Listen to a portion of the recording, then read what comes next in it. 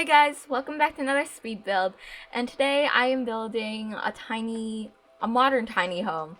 It's not exactly a tiny house like formally because I didn't really use the tiny living like house icon thing to actually classify it as a tiny house, but you know what? We don't tell anybody.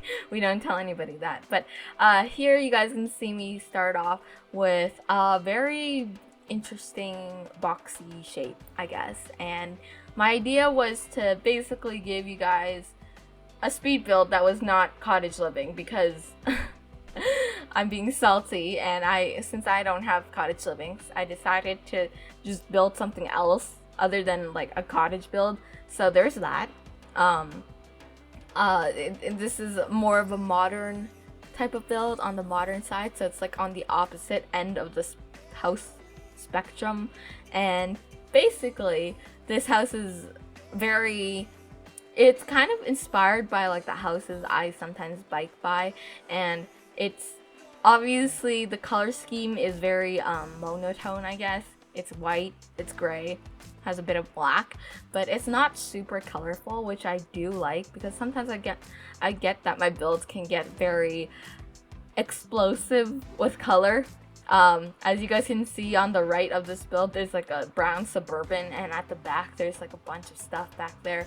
And yeah, so I really want to build something like the opposite of that, and that really shows because I feel like the garage is a very main highlight to this build, I guess. The garage area is very tiny, so I do apologize. You can't really put any debug cars, but I just like to keep it there as decoration. And what you guys saw me do earlier was I sized up a door, a base game door, and I put it in the basement, and I kind of like closed the roof.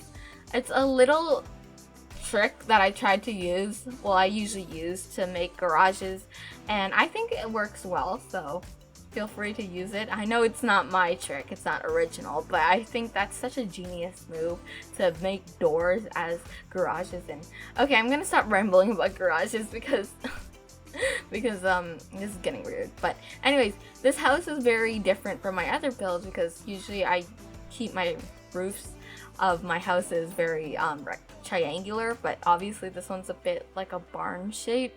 So there's that.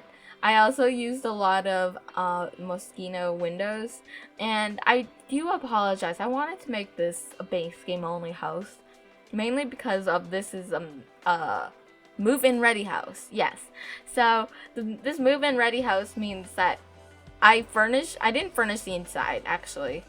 Well, I don't show you the furnishing of the inside. I actually leave the inside, and it's for you to decorate and, you know, move in your family. It's just for like those types of gameplay where, you know, you are just starting off in your home in the world, and you have not enough money to afford like a fully furnished house, but you know, one with no furnishing at all is probably much cheaper than one with furniture.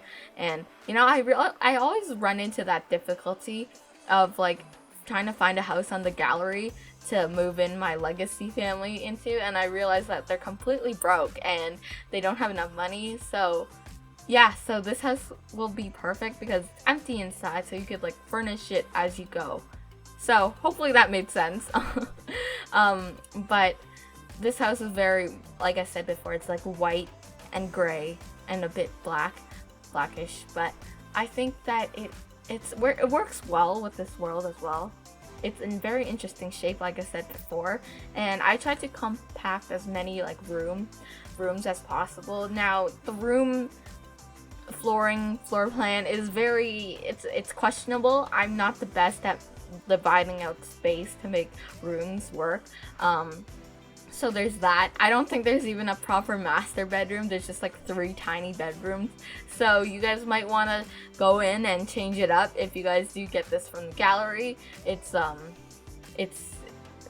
the floor planning is very questionable. That's probably one of my other reasons why I don't like furnishing on the inside that much, is because me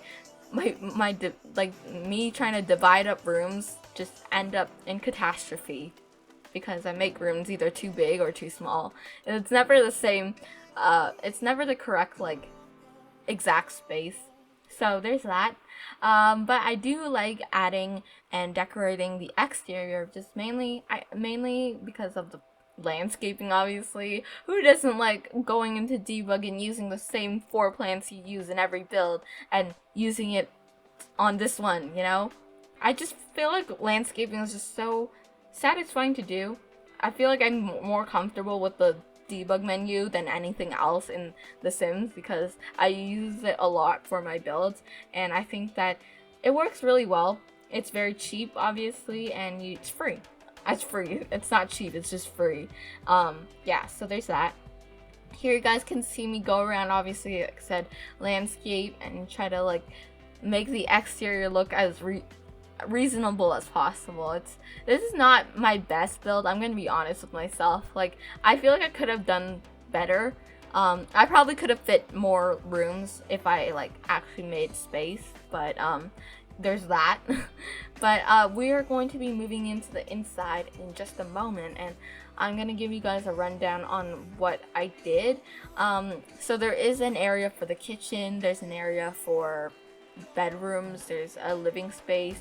It's a very tiny, small house, but I think that it's perfect for like a small family, I guess, and it's like good for if you're just starting out. I'm not going to say that this is affordable for like a single sim that's just starting out, but you know, you could build as you go.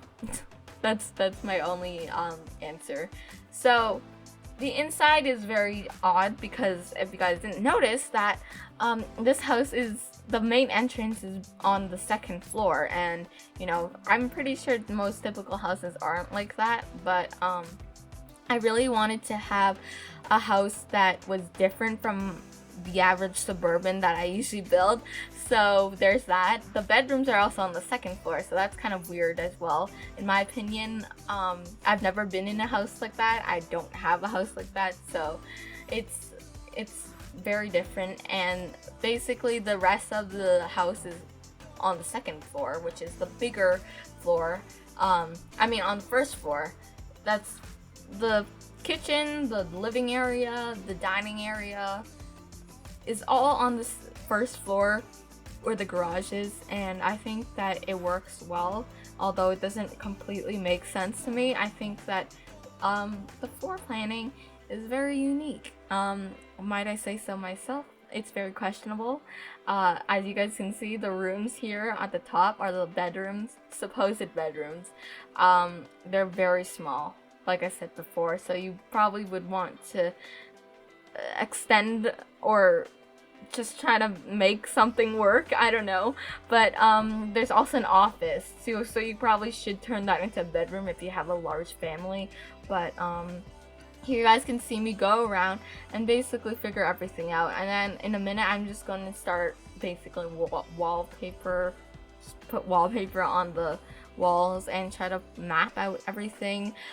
Here you guys can see I'm making the kitchen area. I do have like counters and everything. Like I said, this is a move-in ready house, so your Sims can basically move in and just add whatever they need. So it has all the basic necessities. Like, it has a bathroom, it has storage area, it has a kitchen-ish, and it's up to you guys to clutter it up or not clutter it up at all.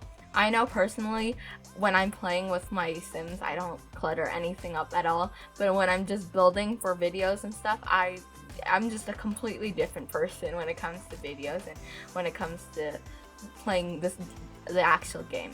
And that goes to say, like, who actually plays the game?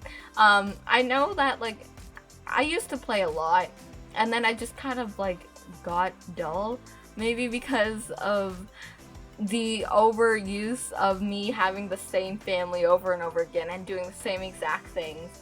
And you know, I have a lot of mods and everything, and it's cool, I guess. I just feel like EA just needs to step up their game, like, no pun intended, but like gameplay and stuff, especially like the family stuff. You know, I feel like a lot of us are asking for like a generations pack and, like, you know, just a generations update, you know, where the babies aren't objects and, you know, the toddlers can have more, I don't know, actions that they can do, and I feel like there needs to be like a stage between a kid and a teenager, because you obviously go through that other phase, the preteen phase, where you don't know whether to shop in the kids section anymore or the adult section in, I don't know, any store, clothing store. So I think that would be more realistic if you were to add like a more life type of features into the game. After all, it is a life simulation, so there's that. But I think that no matter what, I feel like there's always going to be need for improvement to this game. I don't know where I was going with that. I just went on a tangent on EA and their game improvement, but yeah, this is my house. I'm sorry for that really random rant, but the house is coming along together pretty well, and I think that if you guys do like it, don't feel free to download this on the gallery. So yeah, if you guys did enjoy this, don't forget to like, comment, subscribe, and I'll see you guys in the next one.